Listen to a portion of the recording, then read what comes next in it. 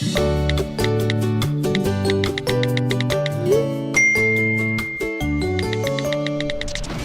back, everyone, to Left on Red, presented by GoLoud with me, Julie Haynes. And me, Brenda Dennehy. And today we actually have a guest on. Her name is Gemma Haid, and she's online and she's going to speak to us today about her experience. Yeah, if you've been listening to us for a while, you'll have often heard me mentioning, are we dating the same guy, London? I'm pretty sure there's a few Irish ones as well. But basically, the page has around 50,000 women from all over the UK, actually, and probably some Irish people as well. And basically, if you're having these kind of suspicious feelings about a guy you're seeing and you think he's not being faithful to you or truthful to you, you will post his picture and just basically a lot of people write up any tea on this guy, and then people come out the woodwork. These girls kind of like, oh, I was dating him before, bad news, whatever else. They might kind of say, I was dating him before, it all worked out, lovely guy. You find out a lot of stuff on this page, and it's growing a lot in London at the moment. And while both myself and Brenda were able to look at this page from afar, we've never really been affected, or I don't think either of us ever put up a picture or anything, but we do have a girl online. Gemma Haid is on the phone here to us, and she's going to tell us a story. Hi Gemma, how are you? Lads, I'm not too bad. How are you? Good. Thanks so much now for coming on and sharing the story with us. It's just bonkers. Yeah. It's incredible story. The story is bonkers. I remember telling my mother last week about it, and she said, you'll have to go and take a break. You'll get £2,000 for it. Well, come here, we can't give you anything, no, but I'll look after it, buy you a drink when I see you next. Do you know what? I always, like yourselves, I've always been on the page looking, and just for a bit of tea, a bit of goss. And I always kind of thought, oh, geez, those poor creators, thank God that none of that ever happened to me. And I think by far I've had the worst story out of all of them. And I wouldn't mind, but Wayne, let's call him Wayne because he's a bit of a Wayne Rooney. He was telling me for ages, leave the page because it's toxic and all that jibber jabber. But it was so he knew you were on the page. He knew I was on the page, yeah. I used to chat about it the whole time because his cousin appeared on it a couple of weeks previously. Okay, so take us right back, Gemma, to the start. So were you on Tinder, Bumble, or what? And what dating app was that? I met him on the London Underground. Oh, that's a dating app. Just the actual tube. On the tube. Like after Winter Wonderland on the tube singing Christmas songs and the whole lot, and he comes down the tube with his friend, and I kind of gave him a bit of a wink, a bit of a, and he had called myself and my friend down then to get on the same carriage as them. So we were on then chatting away the whole lot, and from the very first conversation he did say he was in the Air Force, had properties, all of that stuff. Now lads, you'll have to remember all of that stuff because that's very important later on. But he was coming from Winter Wonderland. For anyone who doesn't understand what Winter Wonderland, it's like Glow in Cork. It's like the Christmas markets and stuff like that. How long ago was that? Was that last 2 Christmases ago? That was in Christmas Con, yeah, it was 2 Christmases. It was Christmas before. And we were ranting and raving how we'd got drunk and forgot to go ice skating. And he said, look, come back during the week with your friends and I'll bring you. So we did. We came back, we went ice skating. Did you get his number on the train now? Is that how you kind of arranged to meet up with him again the following week? Yeah, he asked for a number on the train, etc. And we were just chatting away, found out that we went to the same gym, we lived in the same area, the whole lot. And you think then yourself, this is fate. Yeah. We met on the Underground, we live in the same area, we go to the same gym. What a fairy I was. So, yeah, we'd been chatting for a couple of days over and back, and then he kept saying every evening, come down to Winter Wonderland, come down. So we went down with my friends, he got us in for free, let us do whatever we wanted, brought us ice skating for free, like the whole lot, organised the whole lot. And then I think I met him one more time after that. Nothing really happened then because I started dating someone else, and I kind of said to him, look, I'm not really interested, I'm dating someone else. So I cut contact then. And the next time you met him, were you on your own? Just like a date? Just the two of you? Yeah. So I had, around the Christmas time, I had said to him, look, I'm going to continue seeing somebody else. It's not fair for me to be messaging 2 people at once. Because I'm very like that. I'm not a multi kind of person. I'm a one guy kind of girl. Yeah. And I continued on with this other lad. And then that ended after 6 months. And sure, curiosity and all, I texted him. I goes, well, you're still in the area. You're still going to the same gym. Yeah. And he goes, oh, Jesus, I am.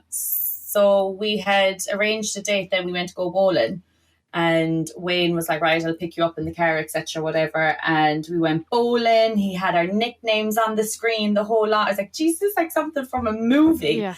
And then on his way home in the car, we were chatting, and he mentioned having a daughter. And I was like, oh, do you have any other kids? He goes, no, just this daughter. I was like, right, okay, fair enough. So then we were dating so we had been seeing each other for like a whole year. Christmas gone, I did kind of end it with him because he was a bit scatty, communication wasn't great. He let me down quite a lot. A lot of them were the red flags that I should have listened to at the time. Okay. And within those 12 months, did you meet his daughter? Yes, I did actually. I met his mother, I met his friends, and then my family were having a barbecue in August. And I said to him, oh, you should come. And he said, oh, I'll have my daughter. I goes, well, look, she's more than welcome to come if she wants. And he did, and he brought her. Now, we were never introduced as like boyfriend and girlfriend because this is the first story. He basically said because he was a father, he was a little bit sceptical about who he brings into, the daughter's life. Yes. I said, lads, fair enough, that's totally fair. So he's like, I'll introduce you as a friend. And he said, she's just a little bit weary because her mother was in a relationship with this guy for a while and he was like beating her up in front of the child, and I had to go up to the north. That's where they were living. The mother of the child and the child were living up the north somewhere. And he said he had to go like beat him up because he was beating the mother up. So the daughter was very scared. And I was like, that's awful. That story is also a lie. But anyway. And how old is the daughter? 5, turned 5 in August, yeah. So very young. Yeah. And for me, like, I don't know, I just think it's wrong to be using kids anyways, commitment based, and even bringing them into other people's houses and stuff like that. Because I look at my own niece and there wouldn't be a hope in hell I'd even bring her into a friendship house. Do you know what I mean? Yeah. Like, kids are precious. But I had been in and out of his house a lot, met his mother. And she was always a little bit odd with me. But I met his friends, met his cousin. His cousin came out with us one night as well. So this is where, when everybody listens to the scandal that developed, it's like, how did all of these people not say anything? Why did nobody step in? So I had kind of ended it at Christmas because I said, look, I can't rely on you. You're not here nor there. And then he kind of came back. They always come creeping back. They're like boomerangs, these lads. Why? Was he just like cancelling dates and stuff on you? Or... Yeah, and 2 weeks before Christmas, he was meant to help me move into a flat. Okay. He had offered. And I said, look, you're really busy. Are you sure you can commit to it? He goes, no, I'll be there. So he was like, I'll get a van and I'll help you move. And there was a 10-day period before this flat was ready. And when I moved out of my old flat, and he goes, you can stay with me for the 10 days. It's like, Jesus, this is very nice of you now. So he came to my house that morning, but all week I was like, what time's the van coming at? Are you definitely coming? It was hard to get like answers from him. He goes, yeah, I'll be there. So morning came, he arrived anyway, and he said, right, we have to go to Finsbury Park to pick up the van. So I was like, right, grand. It was like one of those rental vans. Okay. So we drove to Finsbury Park. He said, do you want to drive the van back or do you want to drive my car back to your flat? And I said, I'll drive the van. So I drove back to my flat. 10 minutes later, no sign of him. 20 minutes later, no sign of him. I was calling him. And I said, eventually, half an hour later, he rang me. Now, lads, I couldn't even park up this van. It was huge. Outside my building, there was literally builders. And I got out of the van and I said, I double parked. He goes, lads, can one of you reverse the van for me, please? Yeah. He looked at me and I goes, I'm just stressed out. I can't do it. He's like, right, okay, I'll reverse the van. So I was just, all over the place at this stage. He called me and said, oh, I'm after getting called into work with the Air Force. I have to be on a plane in the next 2 hours. You're going to have to do the moving by yourself. Where was he going? Like, are you effing kidding me? Like, how am I meant to move from the 10th floor down, load up the van and move over there? I said, what the hell? So anyway, he said he had to be on this plane to go out of the country in 2 hours, right? I shouldn't be laughing. It's because of what happens later. I'm looking back and now going, where did he even go? Yeah. So that was fine. He organised the van, whatever. I ended up having to move by myself. And he messaged me later on. He goes, oh, my mother will let you in. I've told her you'll be back later. And I said, you know what? As soon as this van is parked up, you can go F yourself. I'm done. I was like, you've literally left me on my one day I need. Because I don't ask anyone for help. Do you know what I mean? I do things by myself. And if that was the case, I could have got a man in a van. Then he was just effing and blinding me like, oh, it's not my fault, it's my job. Like, you have to understand my job. Like, sometimes I just have to fly out of the country because I'm in the Air Force and that's what happens. Yeah, and did you ever see him in a uniform? Well, the uniforms comes into it now shortly. Oh, Jesus, go on. You'll lose your life with this. So anyway, for the next couple of days, I stayed with a few friends or whatever. I was like, I need to get to your house. I need to stay with you. I can't be staying on couches. And there was always a reason why I couldn't. Then I said, I'm getting an Uber over to your house. Sunday morning, 8 a.m, I was there. And I stayed there for one night, and he basically said, so as I was going up the stairs, his mother came out of the kitchen and started speaking in Nigerian.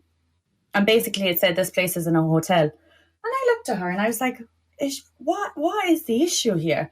So I went upstairs and they were arguing downstairs for ages, and he came up and goes, look, we're going to have to go into an Airbnb for a night or two. My mum's not happy with you staying here. And I said, but this is your house. Your house. I was like, why does she have an issue? She knew I was staying. But anyway, I didn't get into the politics of it. I was like, whatever, families are odd. And then we stayed in Airbnb for 2 nights. And then I ended up going staying with a friend. He was just pissing me off so much. I was like, F this, I can't be arsed. So that's when I kind of ended it with him before Christmas. I was like, do you know what? There's so many signs here. I can't rely on you. Like, whatever, leave me be. And then when I came back to London after the new year, after being home in Ireland, he, you know, was weaseling his way back in. I, of course, was like, benefit of the doubt, fresh start, new year, let's forget about it, the whole lot. Because, lads, they fill your head with crap as well. I know, yeah. They'd convince you the sky was pink, honest to God. So that was fine. We had kind of gone back to the stage where we were seeing each other again. Now, this whole year I was loyal. I didn't speak to anyone, no dating apps. Like, if anyone approached me on a night out, I was like, go away. I was completely, wholeheartedly loyal to this man for a full year. And then that was after Christmas anyway. And I said to him, look, it'd be really nice if we went away for a night somewhere, you know, just get out of London, just the two of us, undivided attention, the whole lot. It was like trying to take blood from a stone, trying to get him to like organise to go away for a night. So I was like, do you know what? I'll do it. I'll organise it and we can go away for a night. So we went away over April, went down to Brighton for the night. And that was it. Undivided attention, not on the phone, nothing. It was literally just me and him against the world. And lads, I actually had the best time. We had some crack until we came back, and this man texted me and said, I spent a lot of money last night. Would you mind sending me back the price of the hotel room? Oh, no way. Lads, I was sitting down drinking my Jameson on the way out, and I was like, is this man for real?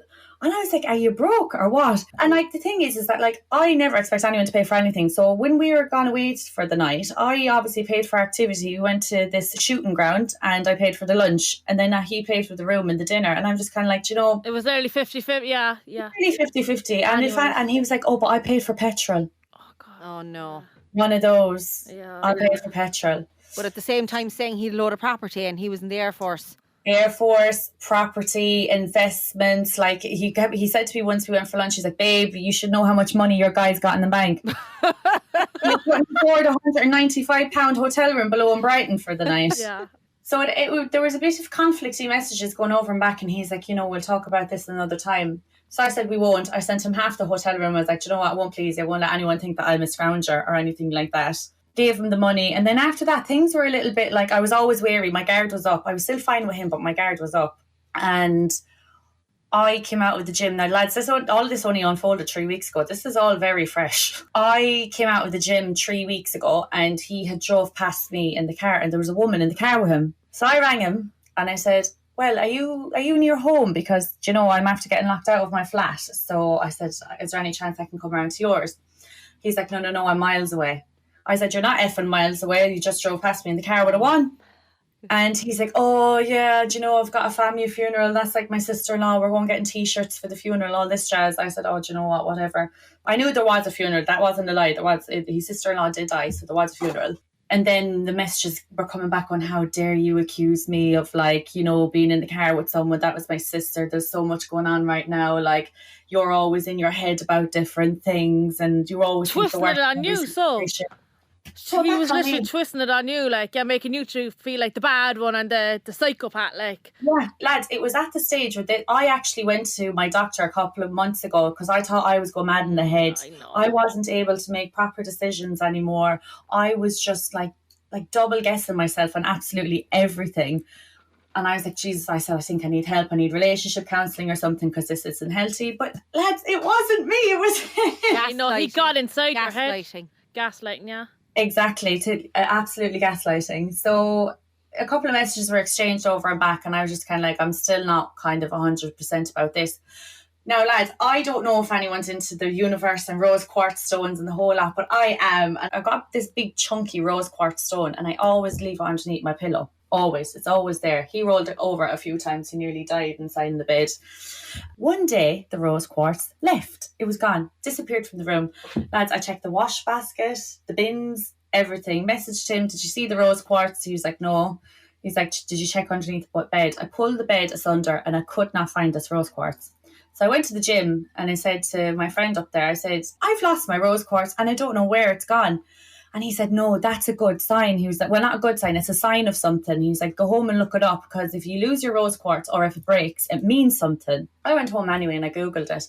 And basically, if something happens to your rose quartz stone, is someone's being disloyal to you, it's the end of a relationship or something along those lines. The next day, no, lads, I never go on social media in the morning. I tend to just take a break from it, to just do my manifestations or listen to Diary of CEO or a podcast, your podcast or whatever, just to uplift myself in the mornings.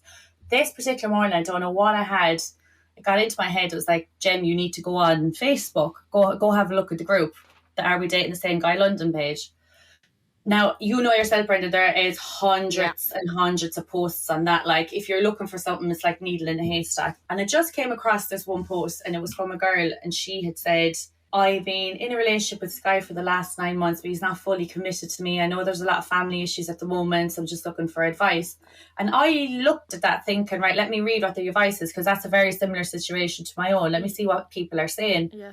Strolling through all these comments and just been like, okay. And one comment went up and said, does this name begin with a T by any chance? And I said, do you know, women have like that gut feeling. So I commented underneath her comment being like, I'd like to know this too. So she messaged me on Facebook. She goes, I think we're dating the same guy. I just have this like energy about it. Then bang, bang, bang, loads and loads of messages over and back. We were dating the same guy. It was Wayne. It was Wayne. And did you send her a picture of Wayne and she confirmed it was Wayne? She confirmed by sending me a picture back of the two of them in bed. Oh. No. And when was that picture taken of this particular girl and Wayne? I think only within like the last couple of months, but like she had like a 15-year-old son as well, so she sent me a picture of, you know, the two of them together out, I don't know, were they playing basketball or something like that. So this guy, now he had been seeing her for 2.5 years and me for the last year. Fully integrated into the life, the whole lot. Was telling her as well, you know, move to North London, I'd be closer to my house, I can look after you, all of this stuff. And was he telling her as well that he was in the Air Force and owned all these properties and basically the same lies? The exact same lies, like to an absolute T. Messages the same, stories the same. Where did they meet? They had met on, is it Badoo? Was it dating app? So he was on a dating app as well. So he might have had other girls as well. Other girls? There's a whole community here. What? Oh my God. Go on. There is a whole community here. So we were messaging now, lads. I was inside from work and the tears were pouring out in my eyes. But luckily enough, my manager and one of my friends that works in the office were so lovely. They were like, look, this is just an awful way of finding out, like, you know, go home, work from home, or do whatever you need to do. Thank God, because there's no way I would have been able to continue on and work. I was shaking at my desk. So I got home anyway and I said let's call her Kataya. I said to her, look, I'm going to confront him later on. He's coming over to my house. I'm going to get this over and done with, because like he is an absolute waste man, like the worst of dusty men. So that was fine anyway. I had said to him, I want you to come over like later on, whatever, to the flat. And she was kind of nervous because she was kind of like, you know, what if he denies it or says that like I've lied, or says that I'm from someone from years ago. So I said to her, I said, do you know what? I said, here's my postcode. If you can get to my house within the hour, I said, just come on over. I was like, we can confront him together. And she's like, are you serious? And I was like, do you know what? 2 is better than 1. And he can't really lie if there's 2 of us here. So I got back to my flat anyway. She came over. So we had a good hour chatting over and back, comparing messages, stories, the whole lot about the situation. And so at this stage, she was really nervous as well. And she goes, what if I cry? What if I get angry? And I said, you know what? So I got a bottle of Prosecco out of the fridge. I goes, let's sit down. Let's have a drink. 2:00 in the day. Let's sit down. We'll have a drink. And I said, if you think you're going to get upset, just remember what he done to your son. Like, he has literally taken on this role of like a good father figure in your son's life. And now you're going to have to tell your son that this was a waste of him, basically. Oh, lads. Anyway, he came over and I could see him out the window when he arrived, and I was like, oh. Like, I don't get nervous about anything, but I was like, oh. jittery belly, the whole lot. So anyway, she hid in the kitchen. So I brought him in anyway, brought him up the stairs, and I said to him, oh, look, I want to apologise about what I said last week about, you know, seeing the woman in your car and the whole lot, like, because I know you wouldn't lie to me, would you? He goes, no, Jem, like, I really didn't like how you made me feel in that situation. Maybe you were having a bad day or something. And I was like, okay, so you wouldn't lie to me, would you? He's like, no. Anyway, lads, out walks Kataya from the kitchen. Jesus Christ. I'm picturing this man's face there, like. When he gets nervous, like his right cheek just shakes, and it was literally like, he looked around and he's like, oh, hello. I goes, oh, so you do know Kataya? He's like, oh yeah, I've been dating her for like the last 2.5 years. I was just like, you're such a lying tramp. He actually came out God. straight. He actually came out with it and admitted it. Yeah, he did, yeah. There's no like, oh, I don't know her at all. How did that make you feel? I was kind of like angry, but then I was just kind of relieved because I was like, right, you've admitted it now. At least I don't have to like keep continuing to fight you over it. You know what I mean? And basically he was trying to make out to her that she was just someone he saw on a Monday night after basketball, completely dismissing her. He goes, don't dismiss her in my house like that. I was like, you're the one that's in the wrong. He went on then to say, you know, like, I'm not committed to anyone, all of this kind of stuff. And I said, you know, I can't believe, you know, like, you've introduced me to your daughter and everything like this. And Kataya turns around and goes, what about his son? No. He has a son with the same baby mama. I was like, what? And I wouldn't mind, but she had come up on my TikTok like a couple of months previous, and I clicked onto it or whatever, and I saw that she had 2 kids. And I had said to him, is that your son? Because it kind of looks like you. He's like, no, that's not my son. And he tried to say there was 2 baby daddies. Oh, for God's sake. Yeah, which I don't get, because I had no issue with him having a child. Yeah. So having 2 was just the same thing for me, really. Do you know what I mean? He's just a compulsive liar, this guy, isn't he? Compulsive liar beyond belief, lads. So then it just went into full on like over and back shouting, and I just said to him, I was like, you're actually disgusting. I was just like, why lie about it? Like, if you'd said from the start I've seen other people, then I would have been okay. I was like, right, okay, well, I can see other people too. I was like, I've more or less been committed to you for the last year. But yeah, he was basically dismissing her and saying to me, like, you know, I'd like to speak to you at another time. I said, you'll never see my face again. Like, as far as I'm concerned, you know, when you leave, that's it. Like, what else do I have to say to you? So he was like, I guess I've not been like overly truthful to any of you, but I don't owe you guys anything. I'm not committed to anyone, the whole lot. So I said, you know what? I was like, take your community dick, I said, and get out of my flat. And he was here like, what do you mean community dick? And I was like, you know, it's been in the community, therefore, you know. So for people listening, you were having unprotected sex with him because obviously you were with him for so long. Yeah, and of you course, weren't made aware. You actually thought he was committed to you and no one else. So you as well, you kind of want to warn people as well. Oh, 100%, because like my issue is like throughout this whole situation, when you learn about everybody else that's affected, it's just like, you have put physical and intimate health of these women at risk. Do you know what I mean? I don't take that too lightly. And we always had these conversations about sex. And he's like, I'm not sleeping with anyone else. Like, I'm not doing this. And he's like, literally convinced me. So I was like, right, okay, fair enough then. And after a year, I feel like that's quite a standard enough time anyway, isn't it? Yeah. Really. And Gemma, like, how many other women were there? Do you know any figure? At the moment, there's 3 or 4 that we're aware of. That he was seen at the city, like he had 4 girlfriends at the one time. Yeah, and some of them are holiday romances as well. Do you all live like in the same area? So I live north, Kataya's like east. The other girl we don't really know, because she more or less kind of tried to make out that we were lying and blocked. Kataya had wrote to this girl on Instagram because he was following her for a while. And she was like, yeah, I've been seeing him for the last 2 years. Oh my God. She screenshotted the messages, sent them back to him, being like, who are these crazy people? And she was like, yeah, I've been seeing him for the last 2 years. But she did come back the next day, a nervous wreck. And she's like, do I have to go get tested? Like, this isn't funny. And we're like, yes, you actually do need to go get tested. So anyway, he tried to say that wasn't true, whatever. And I was like, you know what, get out of my house. We have all the proof that we need. That's it. I don't need anything else from this. I don't need anything else from this situation. He left anyway. And me and Kataya were like, surely because he told us he'd property up north, like up around Liverpool and stuff. I was like, surely there's another page up north for Are We Dating the Same Guy? There is. So I joined this page, and a post was on the page about him. Oh my God. And I commented on it, whatever. And anyway, there was a few posts between the London one and the Liverpool one. There was a few posts. So With his they, picture, are you allowed to share his picture on those sites? you can share the picture, yeah. And you can Okay. stay anonymous if you want. Yeah. Okay.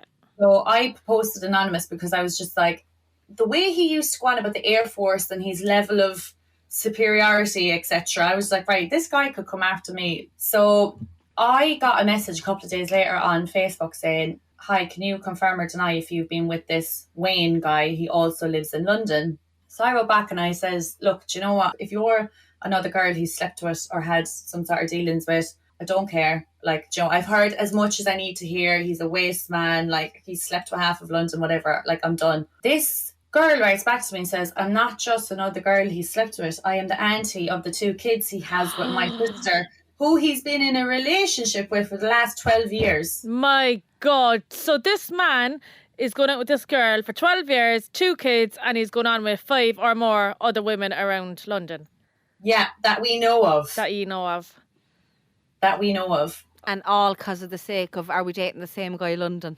All because of the Facebook page. We found out. And I wouldn't mind, but a week previous I was like, shall I leave the page? It gets a bit toxic sometimes, but I said, no, do you know what? And the universe led me to that page. And you know, And if it wasn't for that page, I actually would still be seeing him right now. Have you had contact with the baby mama? No.